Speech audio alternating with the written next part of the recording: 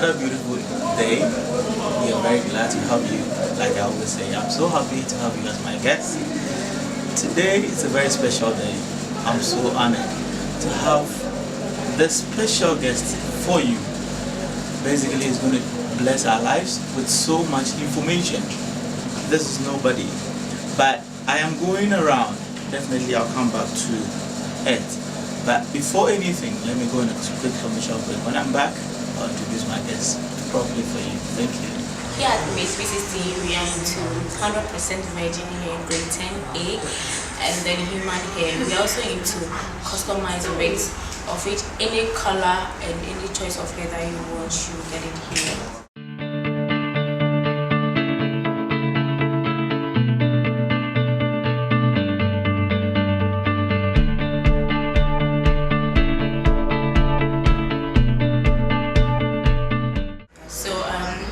You can contact us on 026-827-9934, and then our Facebook handle is image360gh, and then our IG handle is _image_360. You are welcome to Ghanaian Healthcare Consults Limited.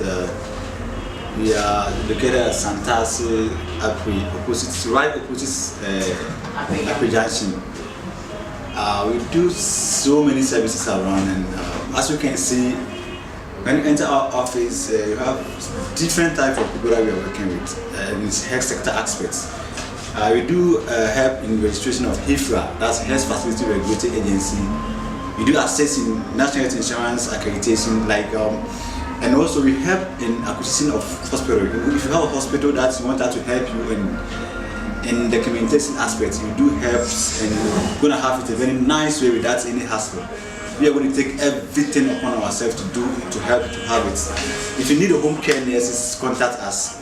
If you need a personal doctor, contact us. And moreover, if you want to have a sick bay in your school that the facility have to run for you, we don't have any issue that to contact Ghanaian Healthcare Consult. If you come to our place, we service you as you need it. And make sure that you are being given the right thing that you have to be given as a standard up to Ghana Health Service. And moreover, we do help in, if you have a skin issues, you have a specialist who comes here every day by booking an appointment. And we also have ENT doctor who also comes around. We do also help in people to be very big belly, and if you want to be slim, big, whatever you want to be, come here. We have a dietitian who also runs day in, day out over here. By booking, you come and see her over here, and we're gonna work with you. You do a numerous thing of when you come to health sector, come to Ghanaian Healthcare Consult. We will help you to solve all your health issues without any hassle. Welcome back. My guest today is a special person, like I said earlier. He is the Industrial Relations Officer, PSWU of TUC Ghana. He's also the manager, Public Service Union Center Limited, and last but not least he is also the chairman, Trades Union Congress of Ghana Ashanti region. You can imagine.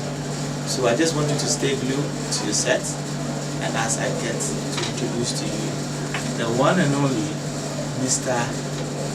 Asari Kofi Asianoa. Daddy, you're welcome. Thank you, Isha. Wow. Who's Mr. Asari Asianoa Kofi? Who is he? Well, thanks for asking me. Kofi Asari Asianoa is a young man. I'm married to a very beautiful wife, of course, and I'm blessed with 4 angels, 2 boys and 2 girls. Actually, I'm number 4 of 5 kids born to both parents, my mom and then my dad.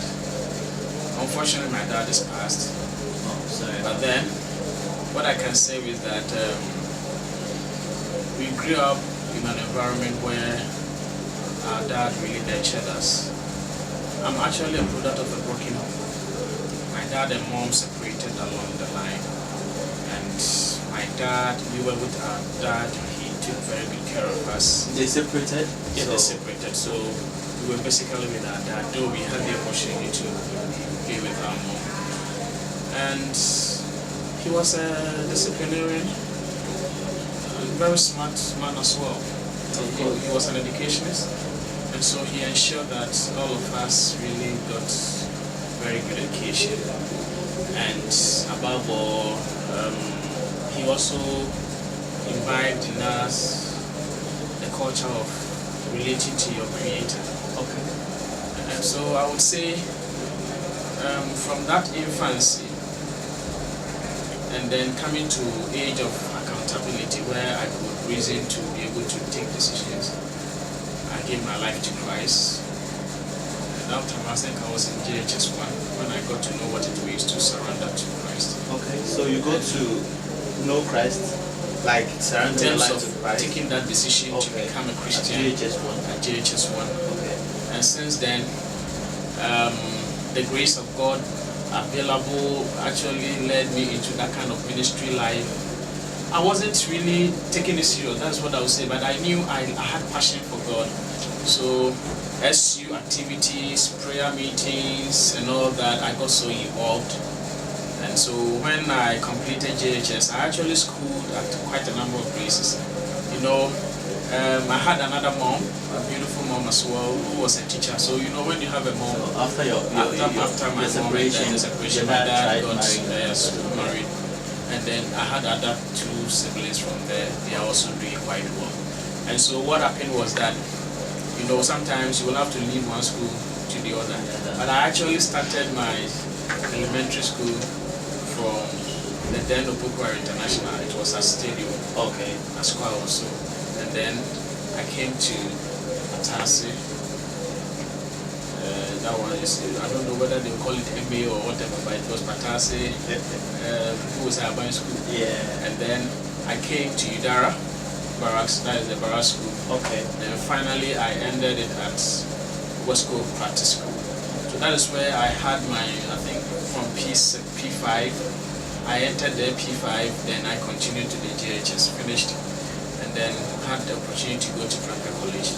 Because I started this Christian walk with God at the JHS level when I entered into Prempeh College, the truth is that I was so involved in the SU. In fact, I was one time one of the leaders of the SU. Okay. And then in Prempeh College, we have the SU singing group, gospel singers.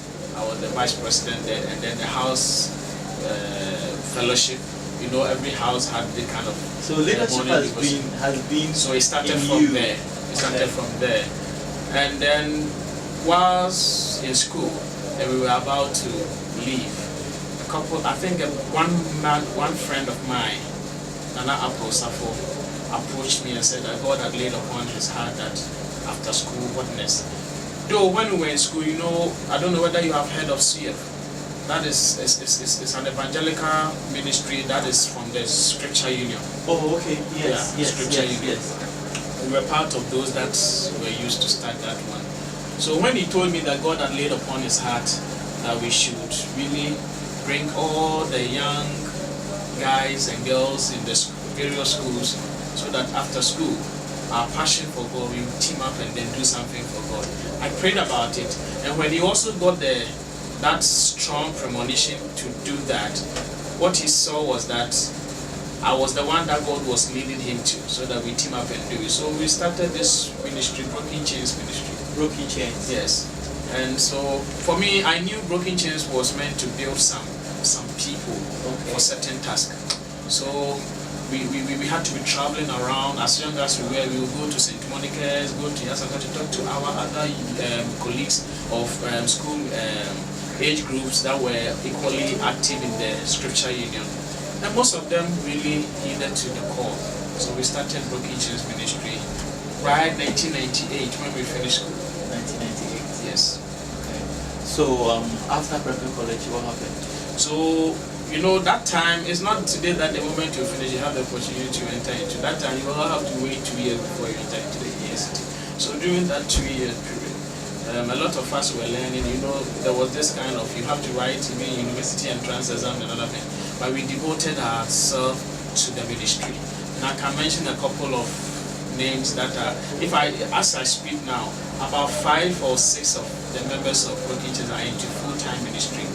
OJ was our music director. OJ, yes. Okay. We started with him.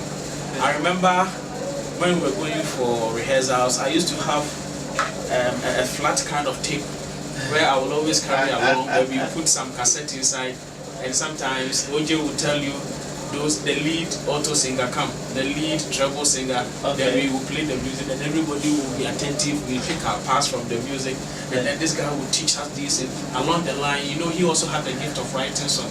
So there were times that he will also write the song and then we will sing. So at the point in time, we're singing our own song. Wow. So some of the song on OJ's first album, we had been singing it with him as a group. You've been singing with him before it came out. My goodness. So Noble Nketia was part of Broken Chains. There are about 2 other musicians. One of them is Emilia. He got a champion. Champion no, that one is one player also. Oh, okay. But there was another lady who sang it's a popular song, but I can't recollect it now. So that is how God started with us in terms of leadership. And so when we entered into the university, I remember there was one thing that is so important that I don't want to forget in this kind of occasion. At the point in time, I was involved in so many things. I was part of the SUYA. I joined the Agape Incorporated, and then I had the Broken Chains Ministry, of which I was the president, because myself and the brother who got the call, I was the president, and he was really having the outreach aspect. So at a point in time, my father realized that I was doing too many things. So I'm just thinking, how were you able to merge these with your books as well? Well, what helped was the 2-year gap before you enter the university. So instead of getting myself involved in other things, I rather got myself involved in ministry. Okay. So many things that I could do for God. And I believed it had a very great impact, because at that time we could bring along most of the young ones that would have otherwise possibly be loitering about, or they may have found something else doing that wouldn't have been productive. So my dad sat me down and told me that yes, he knows my zeal for God. He knew, because I'm the son. He knew what is in me, but he then had to sit me down and tell me that I should look at the 3 things that I'm doing. Which of them do I feel so much responsible to do? So I told him that, well, I'll give myself some time to think about it. And I realized that God has really used us to start this ministry. It's a baby ministry, so we should nurture. So at the point in time, I had to really concentrate on the Broken Chains ministry.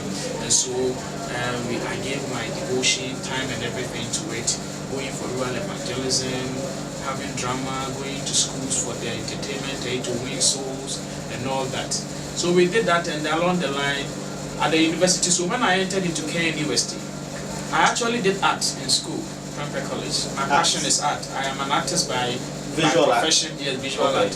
I do it, you can see it, it's a reflection in everything that I do, because that is in me. I did it majoring in textiles and all that, but when I entered into the university, I did industrial art, and then I majored in metal product designs and all that.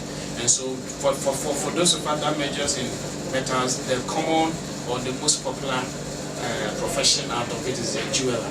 Okay. So even if you come to my door, I am into public sector working a lot. I have all these things because people still believe that I'm someone they can trust with. These are ring sizes.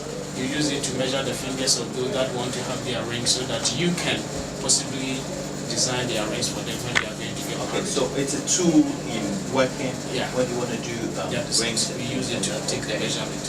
So when I entered the university, I didn't get myself so involved, because I knew, Ghanaian University also has quite a number of Christian groups and all. But because of Broken Chains, I didn't get myself involved, because I had taken the advice of my dad. So whilst others were doing evangelism, the Broken Chains too were moving around, going to villages and doing all that. And it strengthened us, it toughened us, it gave me an experience when it comes to relating to God and His call. And it's an eye-opener.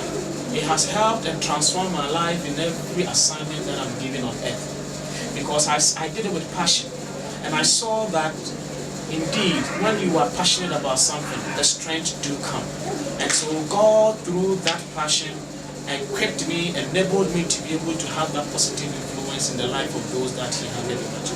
I'm human.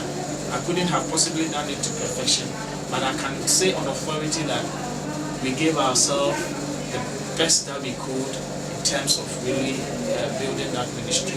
So when I entered the university, I did my national service at the cultural center, and because of this, I did my work as if I was a staff. So my director thought I was one of them. So when we had finished the service and we had gone to actually pay our last visit to the director, thank him for the opportunity he gave to us for us to have our service at the cultural center. He looked at me and said that, in fact, I was the subject of his plea. Okay. He was trying to plea with all of us to, stay around, and then now there isn't much work out there so that we can do. But he mentioned that if I decide not to work with him, he will actually go to my dad and talk to my dad, because apparently my dad taught him at the senior high level or the secondary level at TIMS. So I was trying to work out to have my service at PMMC. When I didn't get it, and then I went at the cultural center. When I was still pursuing it. So when I sent my application and everything to the PMFC, what they told me was that at that time we had quite a number of internship students and all this, so the place was choked. So they would plead with me to wait for about 3 months or so. Then the pastor friend of my dad came and said, Akofi, you have gone to work at a place. I know the salary there is not really much, but if the director of the place has really expressed interest in working with you, I think he will shine there. So go back. I looked at him and said, fine. I'm someone, I easily get touched by anyone who thinks deep about me and is able to advise me beyond my own understanding. So I just gave it a thought. And then I decided to go to the cultural center. When I went there, do you know what the directors will say? Hey, you think you have seen money? Because during that time, though I was young, but me, I am someone that when I see an opportunity, provided it's legal and it's appropriate, I will always want to. Because when I was in school, USC, I had a taxi that belonged to my uncle. He had left it with my mom to take care of it. My mom, what does she know about cars? We give it to drivers, they come and tell stories. So whilst in USD, after lectures, I drive through town and work a little. You were a taxi driver? Yes, I was a taxi driver. On your own? On my own. There are times you pick students, they look at you and say, it looks like I know you somewhere. You say, this life is a small world. You see, this is funny, but it's a step in the right direction. This is where God has brought him. But look at where he started from. Now he said, he even in school he was driving his taxi. He will pick students and they will ask him, it seems I know you. Yes, you know me. But you see how best God can do, or what God can do in your lives. So if you're a youth out there, you have an opportunity. Your phone is there. What are you doing with it? You have a laptop. What are you doing with it? You only post pictures and you get the likes and you think you're okay? My brother, have a rethink. Lady, let's bring it down. From Culture Center, how did you end up in TUC? I would want to give the credit to the then deputy director. He was in fact the head of the department when I was at the Culture Center having my service, Mr. Timothy. Okay. The moment I entered and I had finished my service, and then I started working, I think 2006, I officially got my appointment at the Cultural Center.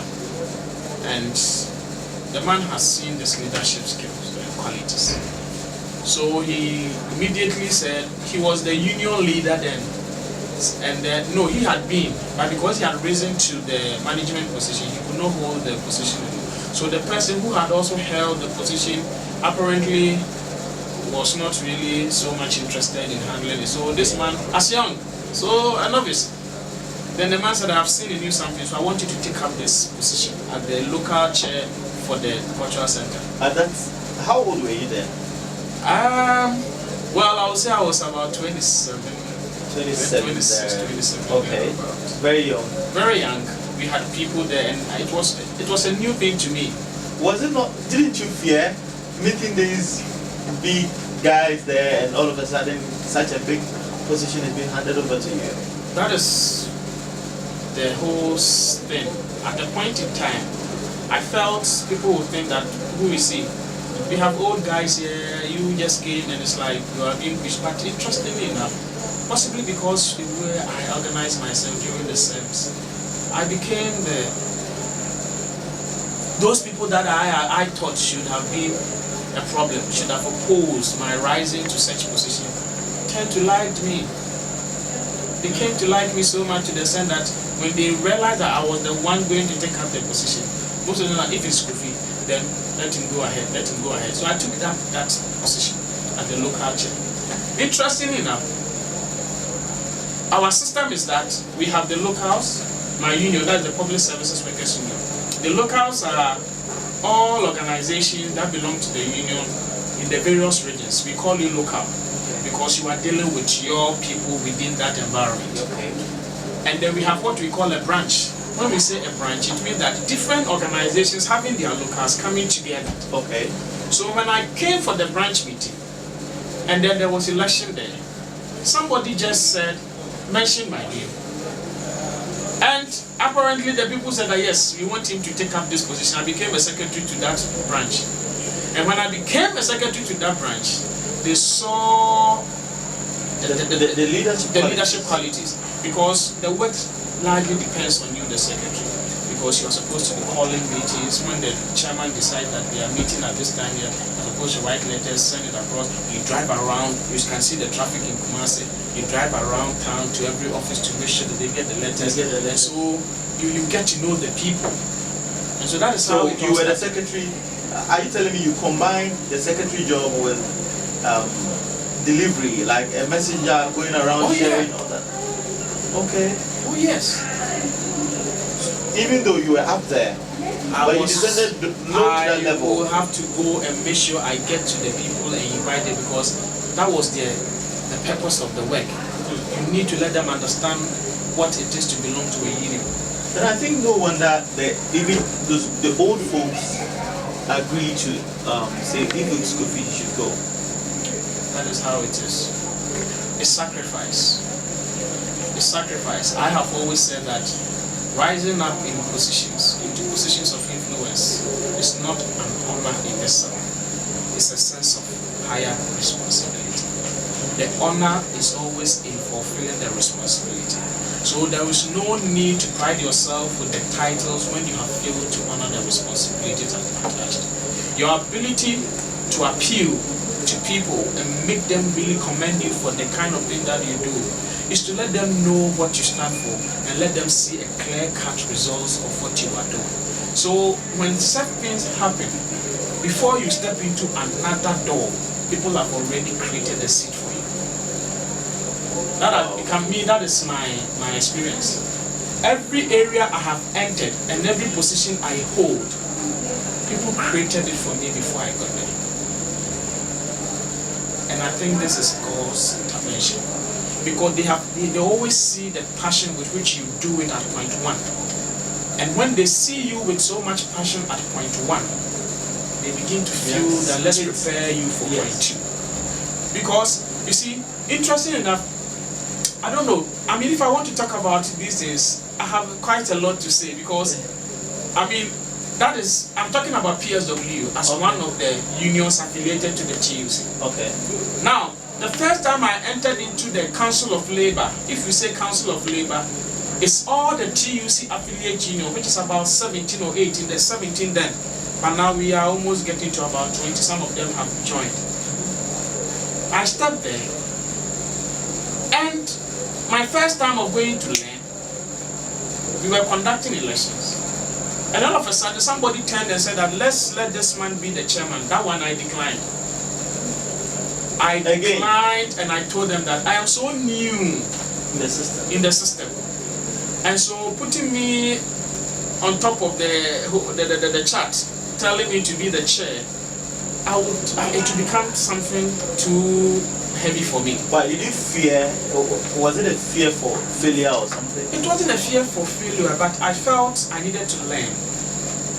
That's why I made an earlier assertion that I've never seen position to be more rewarding except you have delivered.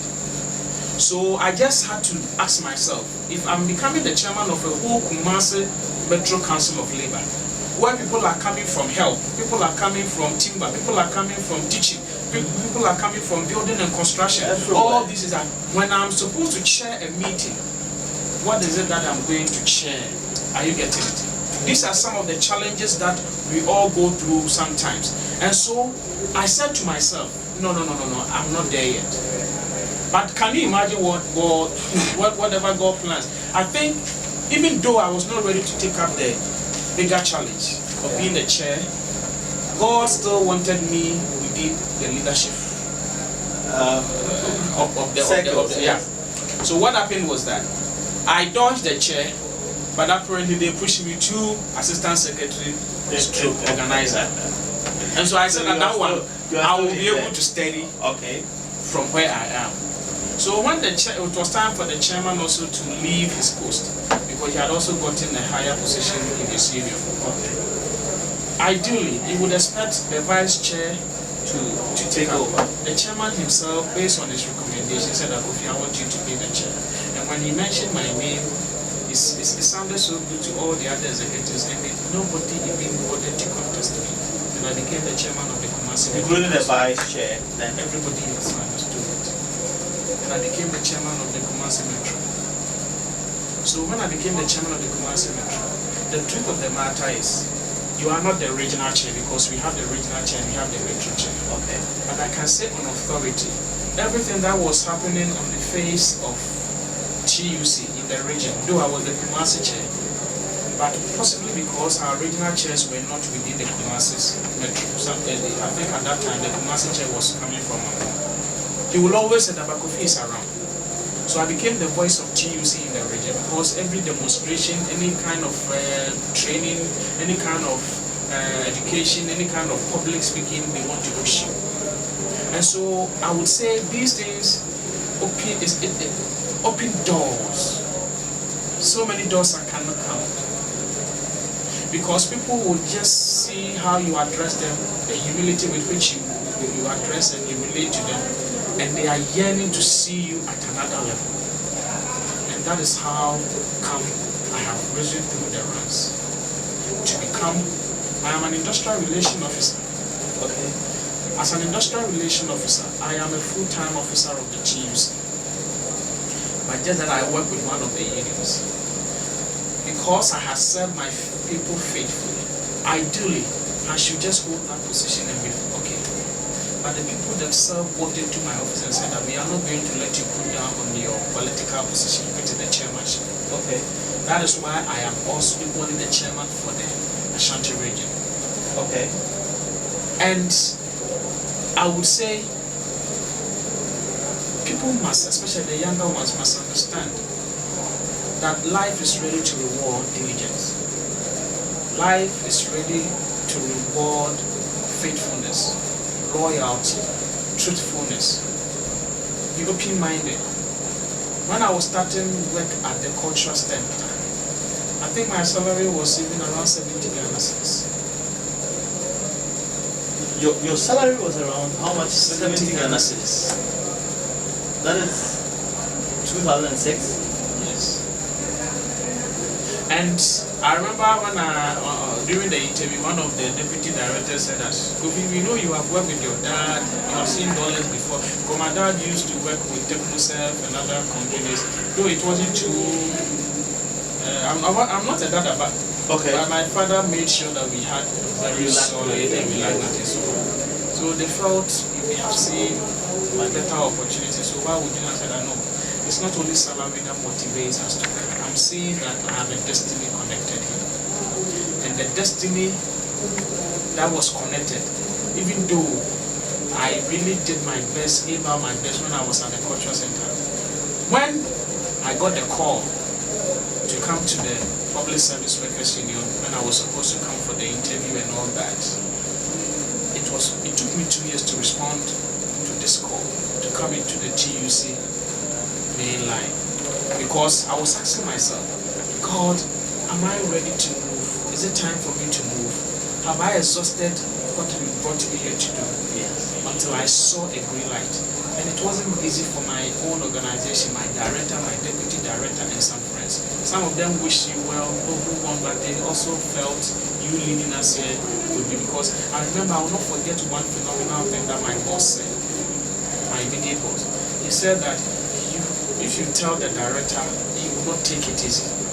So if you have decided to leave, then you must have a firm decision. Okay. Because the man sees you as a pivot within the center. Everything that we put around you works. Okay. There are times I will have to sacrifice and then use my own finances to make sure that we are able to sustain a certain program. Wow. So that when the organization has the money, pay it back to me. There are times people will frustrate you. They will want to make sure that they push you to the point where you may give up and say that we cannot do this. And yet in the midst of that, they see you telling them that we will do it, and you do it to the success. Wow. And all these things came through diligence and commitment. So Daddy, let me ask you this. What do you think is the problem with our system right now in terms of unemployment? Well, unemployment, well, as a labor man, I would say it's a big problem when it comes to managers of our economy. I know a lot of people are talking about entrepreneurship. People should set up on their own here and there. Yes, I will encourage everyone who has the capacity to do it, but it's quite frustrating. You must have a thick skin to be able to push through when you really want to be an entrepreneur in this country. You see, I know people go for seminars and sometimes they are ginger to do it, and some of them are able to make some savings and they want to really start up some small businesses. You know, if you want to set up something, you may have to go through some regulations and other things. Sometimes some of these processes can frustrate you. We don't allow the system to work in a systematic order, so that if somebody has been able to raise a capital of 10,000 Ghana cedis and wants to set up a small cottage business, something that he will be able to do to sustain life and to be able to even bring other people on board.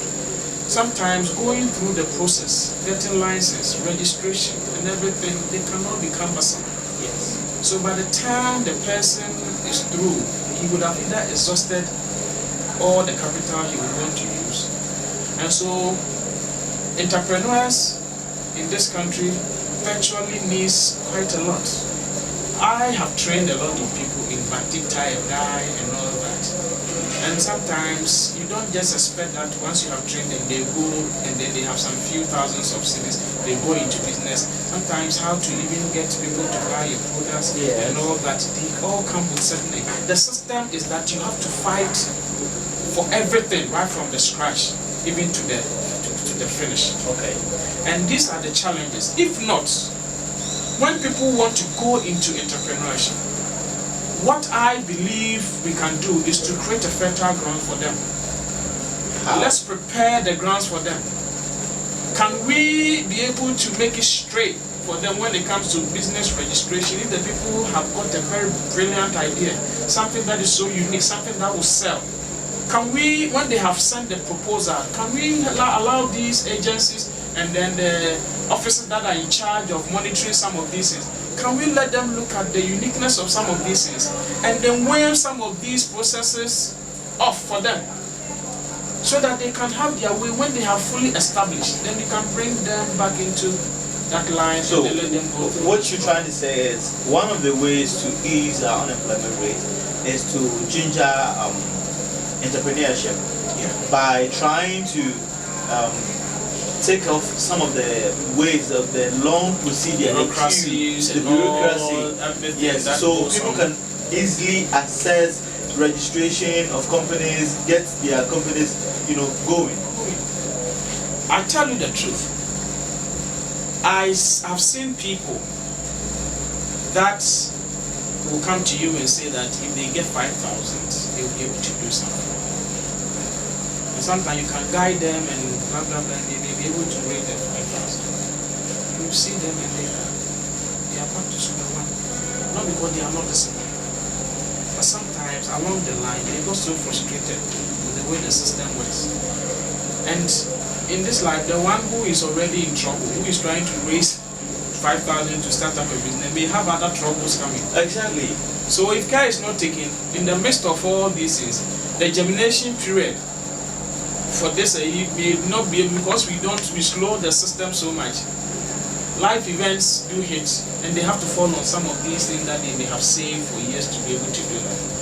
But if they will be given the opportunity to do that, and then they have a backing, a support.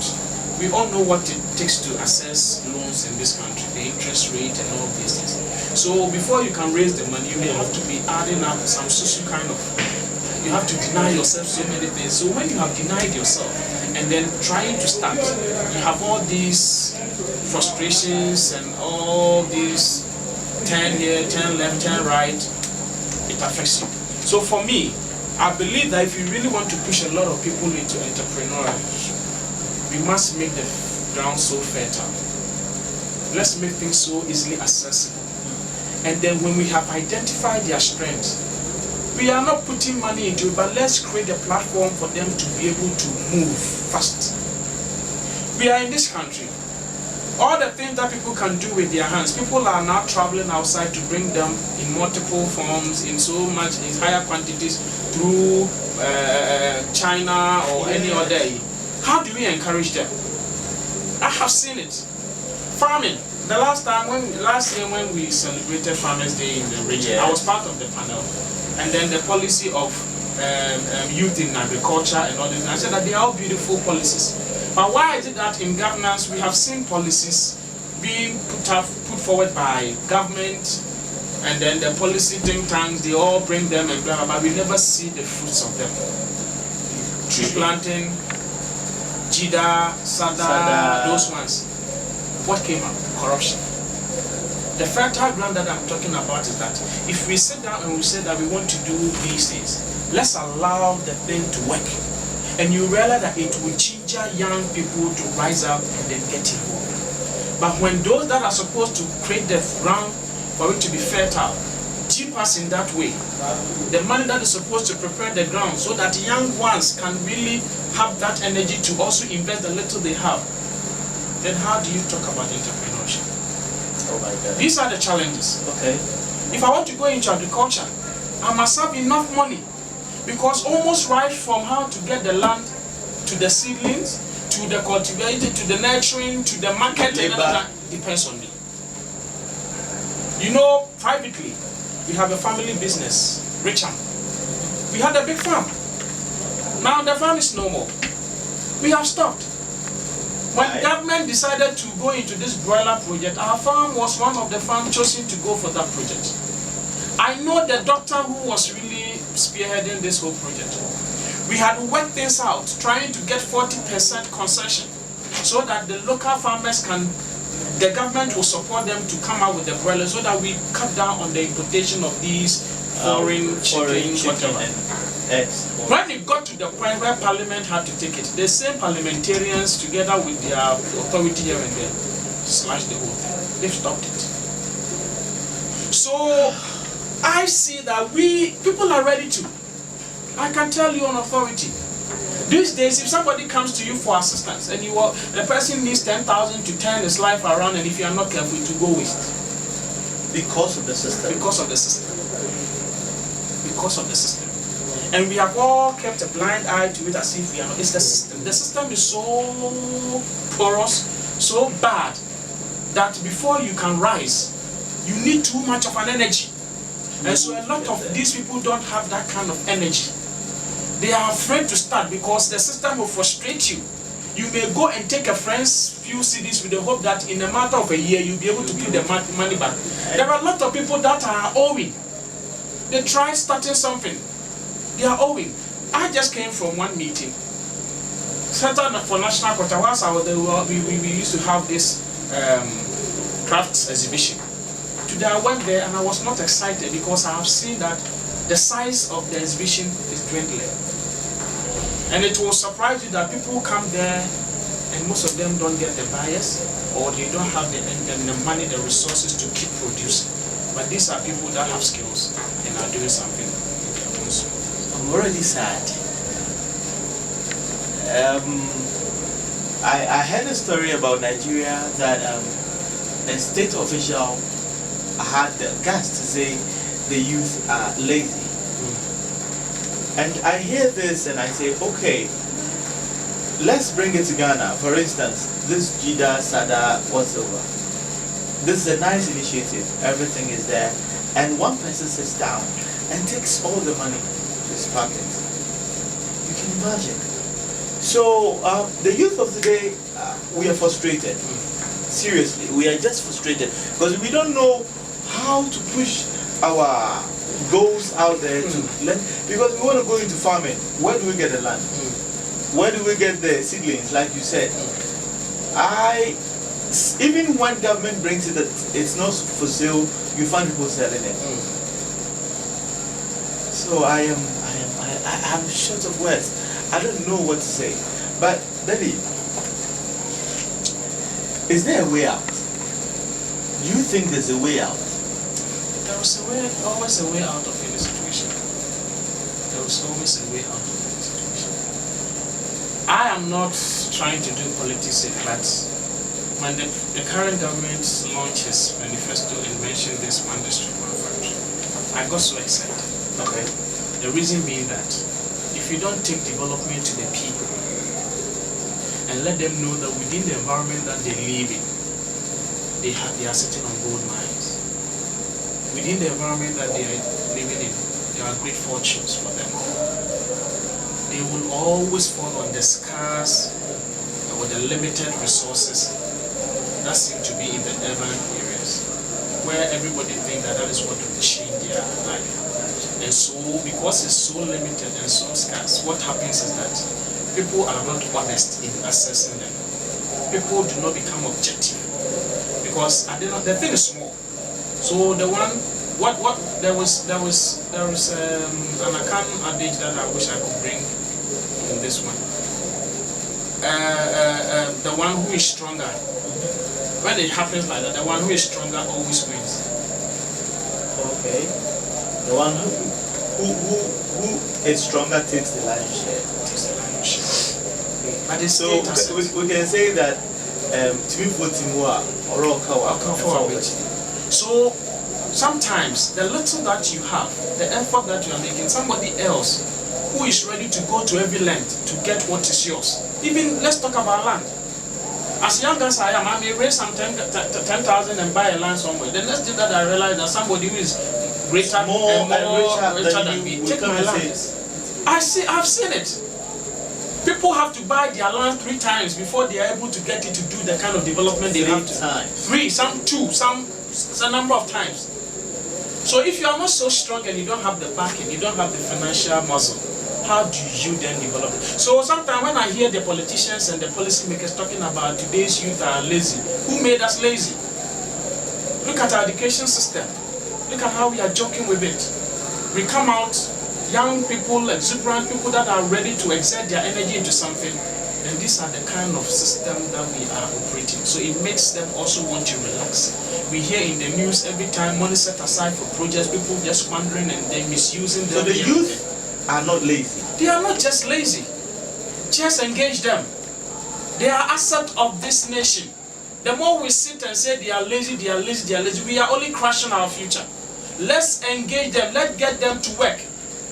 Are you getting it? I can go to offices. Sometimes I see young people that are ready to work, but the resources, they have been employed.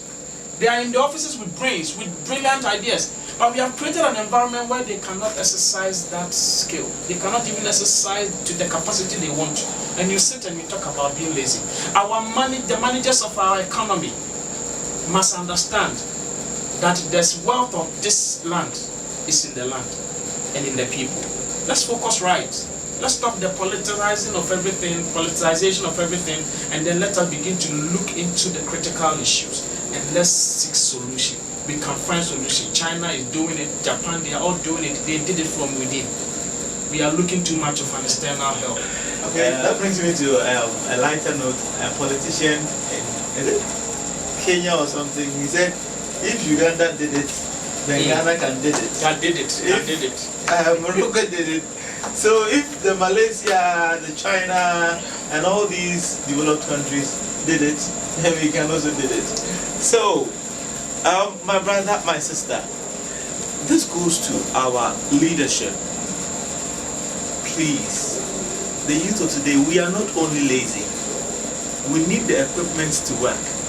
We need the environment to work. We need all the logistics to work. But if these things are not ready, they are not there, or one person sits somewhere and squander everything, how do you expect us to make ends meet? Mind you, we are the future of this country. If we are not there, where lies the future?